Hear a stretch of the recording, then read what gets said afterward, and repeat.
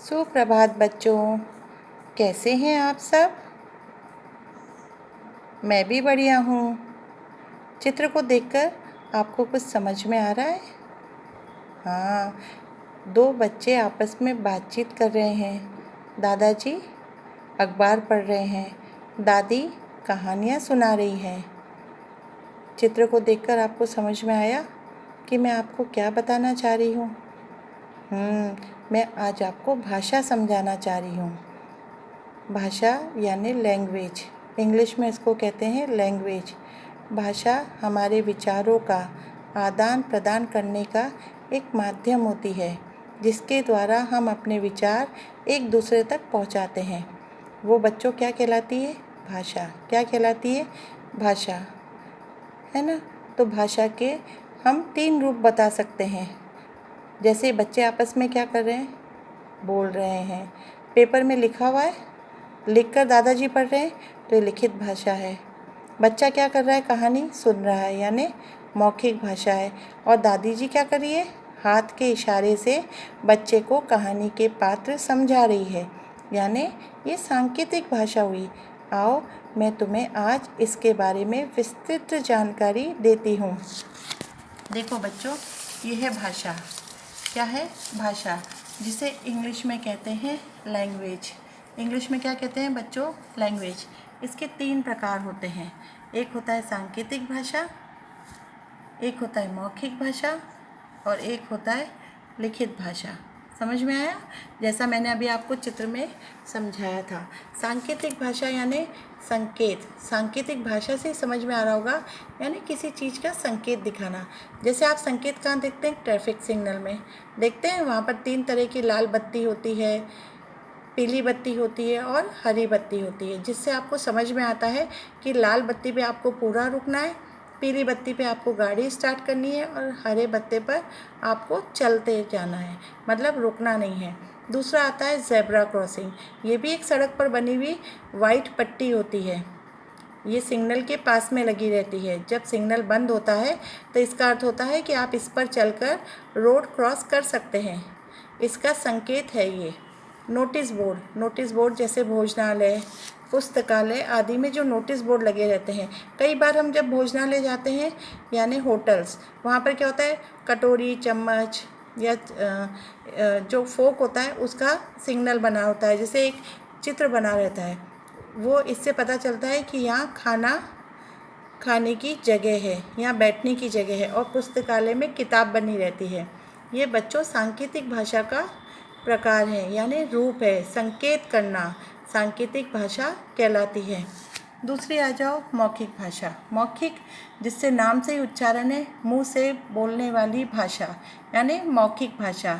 Radio सुनना, जब आप सुबह गाने सुनते हैं, समाचार सुनते हैं, ये सब क्या होता है? रेडियो के द्वारा हमें सुनाई देते हैं, यानी हमारे कानों में इनकी ध्वनि जाती है। ये मौखिक भाषा का उदाहरण है। दूसरा है कविता पाठ करना, यानी पोयम सुनाना, जो आप कई बार सुनाते हैं। ये मौखिक भाषा का उदाहरण है। तीसरा है वाद विवाद करना, यानी डिबेट कॉम्पिटिशन, किसी भी विषय पर अपने विचार व्यक्त करना। ये मौखिक भाषा का उदाहरण है। तीसरा आता है लिखित भाषा। लिखित भाषा यानी लिखना, लिखकर बताने वाली भाषा। जैसे मैंने ये सब लिखा है अभी, है ना। व्हाट्सएप पे आप लिख के बताते हैं। ईमेल भेजना किसी को, पत्र लेखन, किसी को आप जब पत्र लिखते हैं वो क्या कहलाता है? भाषा का लिखित रूप। तो अब आपको समझ में आ गया कि भाषा के 3 प्रकार होते हैं। पहला सांकेतिक, दूसरा मौखिक भाषा और तीसरा लिखित भाषा। इसके अलावा बच्चों सबसे बड़ी चीज़ होती है, हमारे यहाँ पर जो राज्य है वहाँ पर बहुत सारी भाषाएं बोली जाती है। जैसे पंजाब में पंजाबी, गुजरात में गुजराती, महाराष्ट्र में मराठी, तमिलनाडु में तमिल, ओडिशा में उड़िया, कर्नाटक में कन्नड़, उत्तर प्रदेश में हिंदी, यानी ये सारी भाषाएं हमारे यहाँ बोली जाती है। इसके अलावा और भी भाषाएं हैं। असम में असमी, मणिपुर में मणिपुरी, कश्मीर में कश्मीरी, केरल में मलयालम, आंध्र प्रदेश में तेलुगु, बिहार में मैथिली और भोजपुरी, गोवा में कोंकणी भाषा बोली जाती है।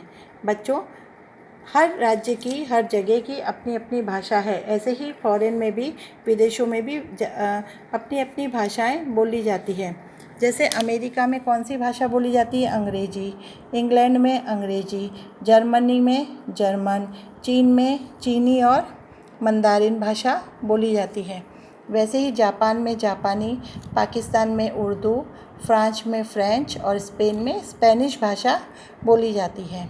बच्चों, ये भाषा के बोलने के रूप है, यानी जिस रूप में भाषा बोली जाती है। लेकिन जब भाषा को लिखा जाता है तो वो किस में लिखा जाता है? लिपि में। किस में?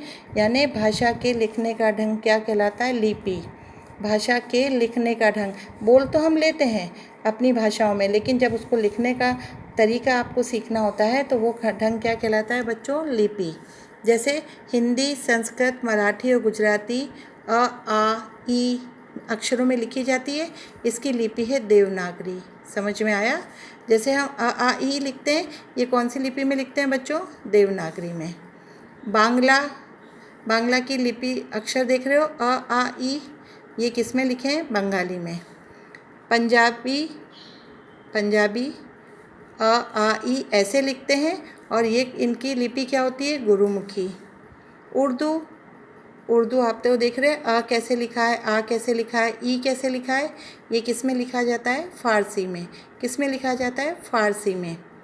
स्पेनिश, अंग्रेजी, फ्रेंच और जर्मन, जितनी भी इंग्लिश लैंग्वेज है उनके भाषा में हम क्या लिखते हैं? A B C D E. आपने सीखा है ना?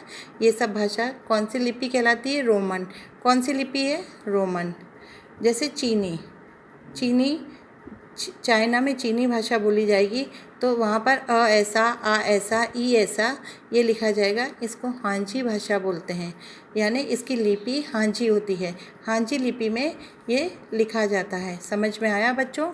यानी भाषा के 3 रूप होते हैं: सांकेतिक, मौखिक और लिखित रूप। समझ में आया?